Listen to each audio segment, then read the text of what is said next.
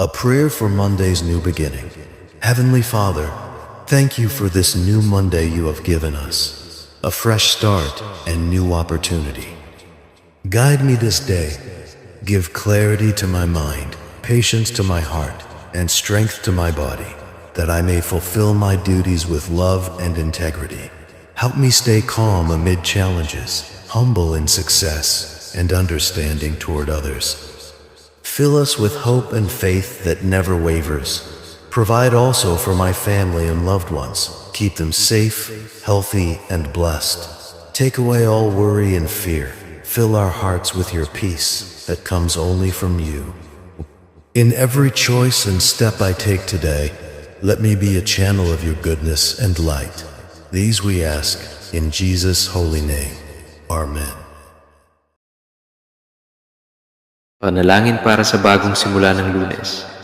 Ama naming Diyos, salamat po sa bagong Lunes na ibinigay ninyo, panibagong simula at pagkakataon. Gabayan ninyo po ako sa araw na ito. Bigyan ng kaliwanagan ang isip ko, tiyaga ang puso ko, at kalakasan ng katawan ko para magawa ang aking tungkulin ng may pag-ibig at integridad. Tulungan ninyo akong maging mahinahon sa mga hamon, mapagkumbaba sa tagumpay, at maunawain sa kapwa. Pagkalooban ninyo po kami ng bukal ng pag-asa at pananampalataya na hindi madali pang hihinaan. Ipagkaloob ninyo rin ang mga pangangailangan ng aking pamilya at ng mga mahal ko sa buhay, kaligtasan, kalusugan, at kabutihan. Ilayo ninyo po sa amin ang pagkabalisa at takot. Punuin ninyo ang aming puso ng kapayapaan na nagmumula lamang sa inyo.